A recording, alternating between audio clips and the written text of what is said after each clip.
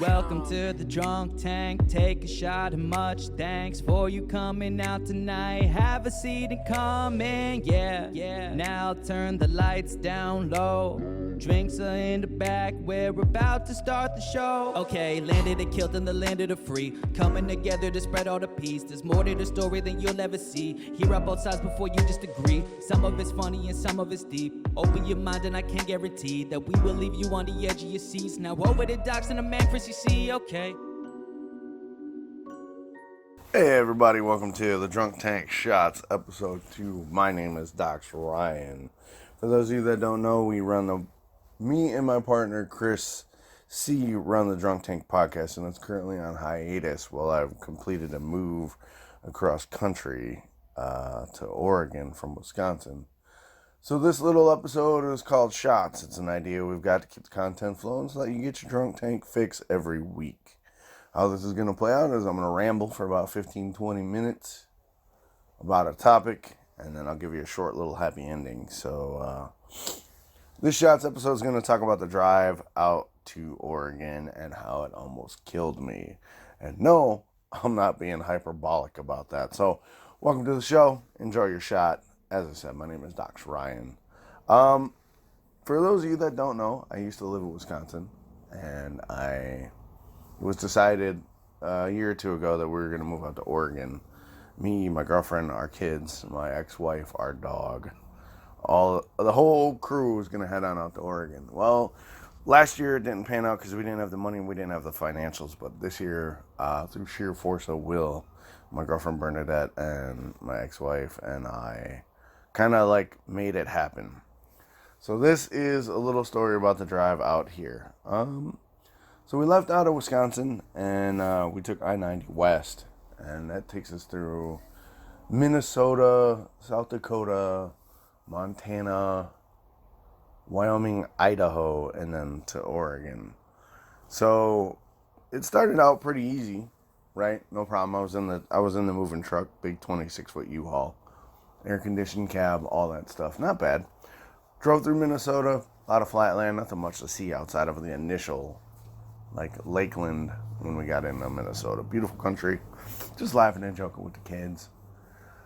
Day 2 took us to South Dakota. We were going to make a bunch of stops, but due to some last-minute casualties, I guess, to our plan, we had to rejigger everything. We had to rearrange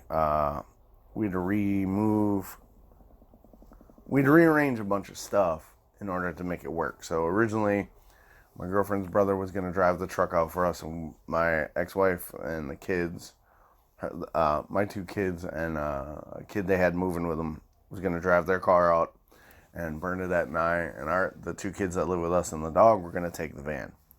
Well, the day before 2 days before the move, her brother had to drop out due to work. So we had to drive the truck. Well, day before the move, my ex-wife's car died. Literally died. So we had to rejigger everything where we fit people in the van and we had to fit a couple people in the truck. Not a big deal, right? So we make the drive out day 1, Minnesota. It's alright, it's Minnesota. It's mostly flat land, farmland, whatever. We get into South Dakota. Day 2 goes fine. South Dakota is beautiful, by the way. Beautiful country. We stop off at Wall, South Dakota, and get over to the Wall Drug, tourist trap, USA. A lot of cool shit in the Wall Drug. Take the dog out. She's a service dog. Well, she's an ESA dog, and took her out there. She did really well.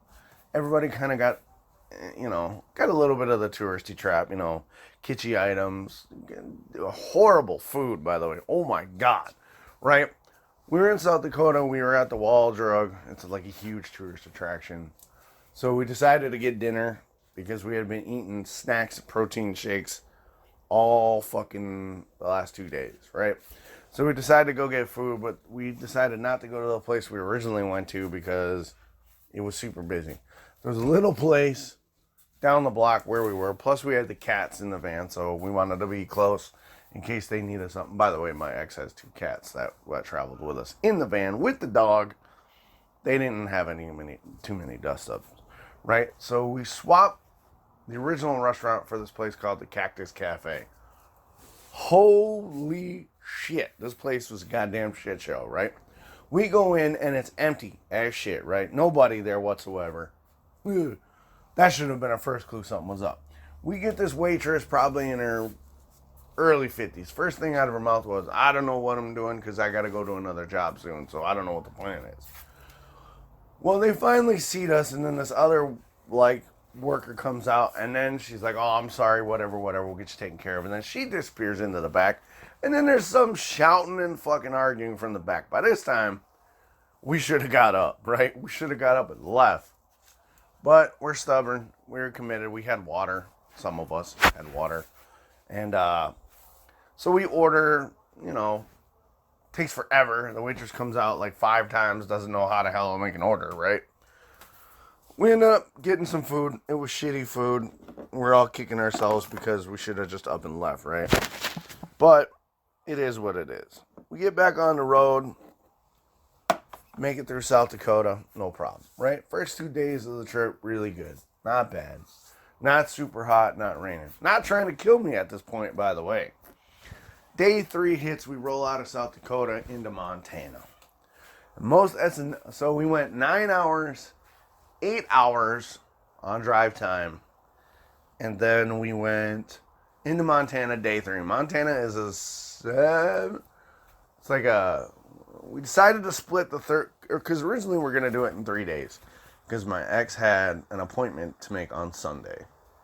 We leave out on a Friday. Well, it was decided that we weren't going to do 17 hours on day 3. Fuck that shit. Hell no. So we ended up breaking up the third leg of the run into 2 trips. So day 3, we go through Montana. And everything's cool up until I don't know, day 3, I'm in the van now because I can't do the mountain run, right? So we get through Butte with no problem. But we start coming the last 3 hours of the drive. We're headed to Spokane, Washington. And this is where it starts to get kind of difficult, right? Day 3, towards the end of day 3, it really starts to get hot. We make it through Wyoming and Idaho, not a problem. But the minute we hit Washington, it starts to get bad, right? It starts to get real hot. And we're sweating up a storm, so I take my shirt off.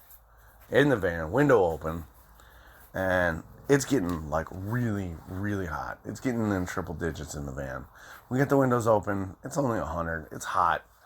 But we notice that the animals stop taking water. So we stop off about an hour or 2 outside of Spokane to try and get the animals some ice and stuff. And it's starting to get bad. I'm starting to worry, right? At this time, I don't notice that I've been driving my shirt off in the heat for a couple hours. And I don't notice that my stomach on the left side is literally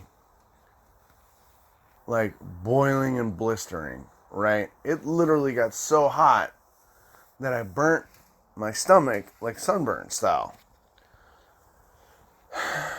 And it was getting hot. We were having problems, right? The last hour, it was starting to worry me. The animals weren't drinking. The kids were starting to get hot because the van had no AC for some reason. We tried to get it fixed. It didn't work, right? So we get to the hotel in Spokane, and it's a goddamn shit show. It's a horrible hotel. I've, at this point, got heat exhaustion, and I'm starting to struggle. So I start to lay down and don't feel good. Nobody feels good. And I end up barely sleeping. Day 4 hits, and we're in Washington at this point, and it's already temp and hot.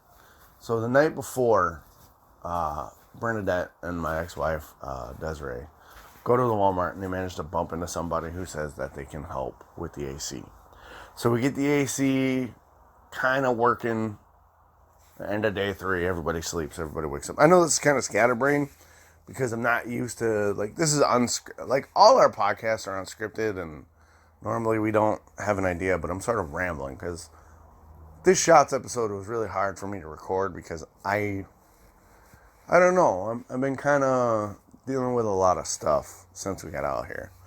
A lot of decisions have been made that I'm trying to come to grips with, a lot a lot of mental health stuff I've been trying to deal with. I'm happy, don't get me wrong. I'm happy that we're out here, but there's a lot of stuff that I have to kind of re-educate my brain to and make some changes. And so if this pure scatterbrain and whatnot, it is, and I apologize, but hey, this is the drunk tank. This is the shit show. This is what you tune in for every week. So we get the AC working at the end of day 3 a little bit. It's limping. We're hoping it'll hold out because it's hot as fuck. It's supposed to be in the triple digits in Washington. So we got to run all the way through Washington into Oregon. And then the Oregon run is going to be hot too. So start out day 4. The AC is rolling. We're keeping it. It's keeping the heat less oppressive. My stomach is burnt crispy. Like at this point we realize how bad my stomach is burnt. Like it's 2nd degree burn, right? I'm still dealing with it today. And this is like a week later. It's starting to scab and whatnot. It's gross. Don't get me wrong. But we start rolling, and the AC is kind of keeping the heat off. We got a 7-hour run, right? We got a 6.5, 7-hour run. Man, about 3 to 4 hours into the drive, the AC done. And we are in the shit, right? We are in the shit. It is 110. It's 100. It's creeping up. The car's getting hot. I'm sweating my ass off, right? At one point, we're about 2 hours out. We're 2 hours out from our destination. The AC is no longer working. And it is to the point in the car where people are starting to have a real problem because it peaks at 124 degrees in the van. We get the windows open and it is fucking roasting. Like, we're literally roasting in this van. We got nowhere to go. Nowhere to stop. Right? And, we make the call. Bernadette calls the van because she's driving the truck. And she says, hey, what's going on? And we give her the update. It's fucking broiling in here. We're roasting hot. We're about an hour and a half out, right? So Bernadette says, pull over, let's fix the AC. But the AC is a 45-minute fix. We don't even know if it's going to work. So my ex-wife and I, who are in the van with everybody, we asked the kids, can you gut it out for 90 minutes? We've got water, we've got a little bit of water, we've got some ice. Can we push this run to get to safe haven, right? All the kids come back and say, yeah, we can do it, it's fine. You know, we got water, we're fine. It's hot, we're sweating, it's hurting, but we can push it. So the decision gets made and we gun it. During this last 90 minutes, we're going through the canyon lands, and into Oregon, right? The van temperature peaks at 124 degrees. I've stopped sweating. My dog is laying there, tongue lolling out of her head. Cats are like, literally, animals are at the brink, right? And I have this moment where I'm driving, and I say to myself, I can't have come this far to let animals die, right? We're 90 minutes out. So we're driving and we're trying to gun through, and it's I'm sweating. I've stopped sweating. Kids are in pain, right?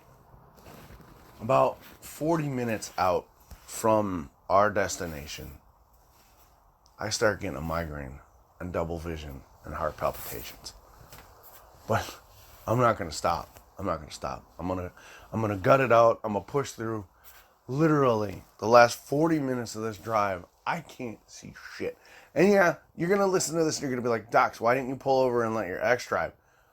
I couldn't. Like, she was hurting too. And I was already locked in. We were 40 minutes out.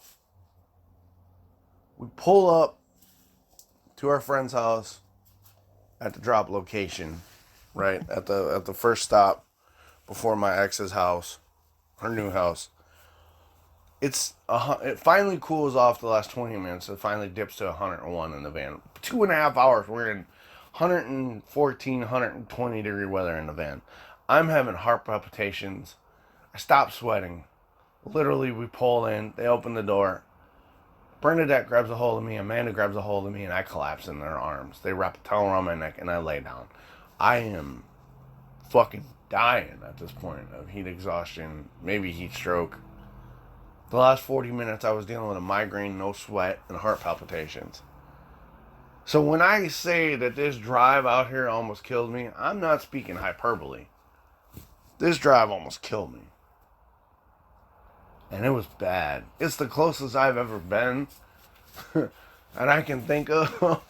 And all the crazy shit I've done, and all the bar fights I've been in, all the bouncer situations, walking into a crack house at 2 a.m., working as a bodyguard. I've never been closer to fucking dying than probably that last hour of that car ride, because I had stopped sweating. I was delirious.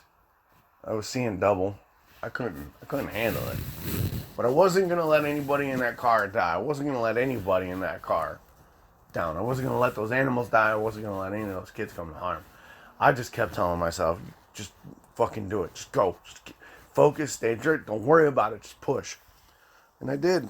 And I'm not proud of it. I probably should have pulled over. But if I'd have pulled over, I'd have collapsed. I'd have collapsed and that trip would have been done and we would have been out some money and I don't know what would have happened.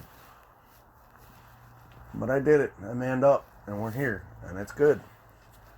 But there's a lot of decisions we got to make. So that's the drive. That's the drive that almost killed me. Hopefully, you can learn something from my mistakes on that drive. Hopefully, you don't have to experience any of that shit that I did. But it's all good things. I hope it's all good things for us out here now. There's a lot of things we got to do. We don't have a house. I don't have a steady job, but there's some decisions being made about that, I mean, you know, we'll talk about when the podcast comes back. Hopefully hopefully it'll keep you up to date. But aside from that, now that we talked about the drive that almost killed me and how I almost had a heart attack and got a 2nd-degree burn on my stomach because I'm a dumbass for not wearing a shirt while I drive, let's talk about our happy ending for the week. Now, this happy ending was difficult. I'm going to talk about a couple related happy endings, but the main one is if you're a listener of the Drunk Tank at all, you will know that we have a huge focus of nature and wildlife, right? So this happy ending is brought to you by the goodnewsnetwork.org. That's a staple of my happy endings. It says, world's longest wildlife bridge could cross the Mississippi so buffalo can roam. Now, for those of you that aren't in America, American bison was or still is an endangered species, and we don't have a good track record with providing our wildlife safe haven. But there is now a proposal to build a new crossing, right? A new wildlife crossing. See, there's a bridge that's slated for demolition, but now is looking to be like repurposed as a wildlife crossing. Basically, what they're gonna do is they're gonna build this massive. They're gonna repurpose this massive bridge across the Mississippi into a wildlife corridor, so that the buffalo and bison that sort of roam the Mississippi area, they're going to turn this aging bridge into like a wildlife bridge. They're going to repurpose the Fred Schwengel Memorial Bridge on I-80 into more of a wildlife crossing. So they're going to green it up, they're going to fix it up, and they're going to try and get the bison herds and whatnot that are still remaining, which are not many, in the Mississippi area, in the Great Plains area. They're going to try and habituate them to crossing over this bridge instead of crossing over the highways and putting them in danger of getting hit by cars and whatnot, right? I think it's great. I think it's a great idea. I think it's time that wildlife crossings become more of a thing here in America, right? Because deer kill 1 million people a year because they have no corridor to cross the highways, right? Bison, moose, elk, they cause massive car accidents because Americans love their vehicles, they love their highways, they love their byways, and that puts them in conflict with animals who need to cross to get to better pastures. So having this structure be repurposed into a wildlife crossing would be an amazing thing. It'll cut down on issues. It'll cut down on traffic. It'll cut down on accidents. But the thing is it'll also provide potential relief for the bison, right? It'll give them a safe passage where they can roam, or they can roam from one side of the Mississippi to the other to basically give them a safe space to cross. But the reason I say this happy ending is kind of a multiple one is because this isn't the only article that I found talking about wildlife corridors. There's another article, and I'll link them as I talk about them. But Florida has just passed legislation to basically turn the Everglades and surrounding areas into a massive wildlife sanctuary, right? Basically, Florida finally bought a shit ton of land and secured it as a wildlife corridor so that their wildlife species, which is somewhere like 700 imperiled species in Florida that are on the brink of extinction or are endangered, they've now secured a massive land grab. It says, from the Everglade estuary to the borders of Georgia and Alabama. That's how big this corridor is. So you got this massive bridge being retrofitted and built into a wildlife corridor for bison and other animals to cross in the Mississippi. At the same time, Florida secures one of the biggest land grabs in the entire history of the U.S., so that over 700 imperiled species can be given safe space, right?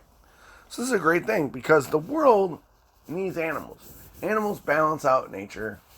Humans are, you guys know my thoughts on humans. So the fact that, Florida did this so that they can now protect species, specifically they're looking at protecting the Florida panther, which is one of the most endangered species in the entire world.